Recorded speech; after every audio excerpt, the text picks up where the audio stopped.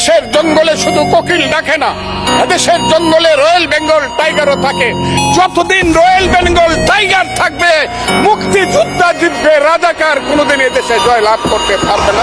আমি চ্যালেঞ্জ করে বলে গেলাম। কি অবস্থা মোনা? বাংলাদেশের মাটি একাত্তরের ঘাঁটি। যতদিন পর্যন্ত বাংলাদেশের নাম এটা থাকবে ততদিন পর্যন্ত একাত্তর থাকবে। একাত্তরকে যে কেউ যদি মুছে দিতে চাই সেই মুছে যাবে, সোজা হিসাব। এই বাংলাদেশে কখনো একাত্তরকে মুছে দেওয়া যাবে না। যেই একাত্তরকে মুছে দিতে যাবে সেই মুছে যাবে। এই দেশে মুক্তিযুদ্ধ হয়েছে, আর যুদ্ধ কাকে বলে জানেন? যুদ্ধ একবারে হয়, বারবার হয় না। একাত্তরে যুদ্ধ হয়েছে, আর কখনো যুদ্ধ হয় নাই। যুদ্ধ একাত্তরে হয়েছে, দেশ একাত্তরে স্বাধীন হয়েছে। কোনো বিদেশি অপশক্তির সাথে যদি আমরা যুদ্ধ করি, আমাদের দেশকে স্বাধীন করি, ওইটাই যুদ্ধ। দেশের সাথে দেশের কোনো যুদ্ধ হয় না, দেশের নাগরিকের সাথে দেশের নাগরিকের কোনো যুদ্ধ হয় না। যুদ্ধ হয় বিদেশির সাথে। বিদেশিদের সাথে আমাদেরকে যুদ্ধ করে নিজের দেশের 1 ইঞ্চি মাটি রক্ষা করাকে যুদ্ধ বলে।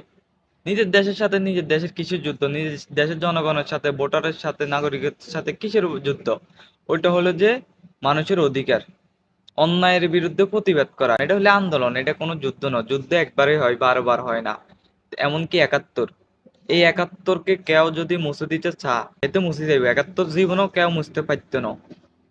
একজন না একজন থাকবে একাত্তরের পক্ষে। আমগো দেশে একাত্তর যতদিন থাকবে, বাংলাদেশ ততদিন থাকবে। বাংলাদেশ যতদিন থাকবে, একাত্তর ততদিন থাকবে। বাংলাদেশ নাম এটা যতদিন থাকবে, অতদিন একাত্তর থাকবে। কেউ একাত্তরকে মুছে দিতে পারবে না, জীবনেও পারবে না। যেহেতু মুছে দিতে যাইবো, এতে মুছে যাইবো, সোজা হিসাব।